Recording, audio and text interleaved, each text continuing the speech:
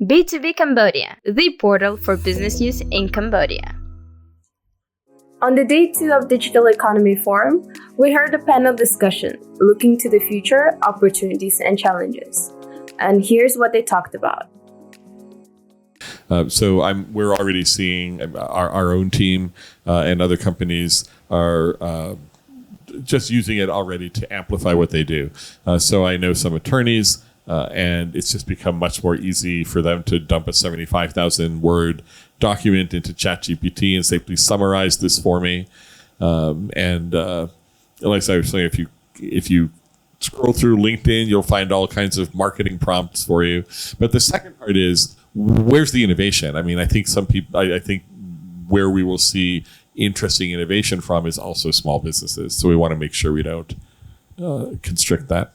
A lot of large enterprises do this at the moment, where they're using AI to scan massive log files to look at anomalies in everyday things, similar to what Chris was talking about earlier on, these camera systems, but just to traverse lots of data that's impossible for a human to do, or an army of humans to do. So, and I think we need to work on those tools, quicker. It's the arms race.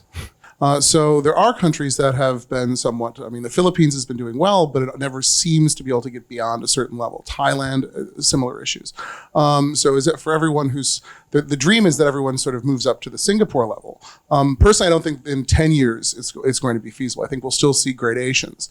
The goal, though, is that if there's enough integration, and particularly tech and digital side integration, then we should be able to see some degree of convergence, or at least moving from the bottom up more. However, as sort of we were noting yesterday, the incentives there, incentives for digitalization are not the same in lower income economies as for middle income and upper middle income economies. So those governments do have to make significantly more of an effort. I think Thailand's had the BOI incentives for at least a decade now, in particular software.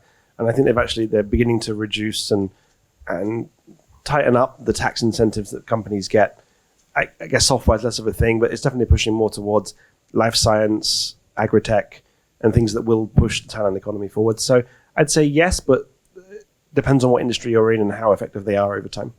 We will have gone through an ordered process of governance at the national level, at the regional level, and ultimately at the global level in a WTO context for the trade in these, for the governance of these products, in a way that we avoid the worst of the negative externalities that are surely to come.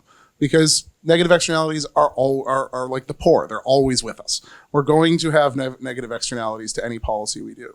But now is the time, and reasons that forums like this are so incredibly important are precisely that. This gives us a chance to bring the folks together who can engage in policy and can actually point out, if you do policy X, it's going to create this, it's going to cause this problem. Dear God, don't do it. Or dear God, do this instead. Because a lot of this isn't just going to be, a lot of this is going to be that, yes, there's going to be inevitable policy lags, which have costs. But the highest costs oftentimes come from, again, unintended negative externalities. And also, but on the positive side, we will also see positive externalities we've never even dreamed of. Well, I'll start off by saying that the World Bank and IMF data show that the Southeast Asia will be the third largest consumer bloc in the world after India and China. Well, let's see what happens to China in 10 years. So this region is already on track for pretty fast growth, but that doesn't address the digitization question. I assume that it'd be integrated within everything we do. I thought best case scenario is I'm sold and I'm on a yacht. Yes. You've been with B2B Cambodia. Thank you for watching.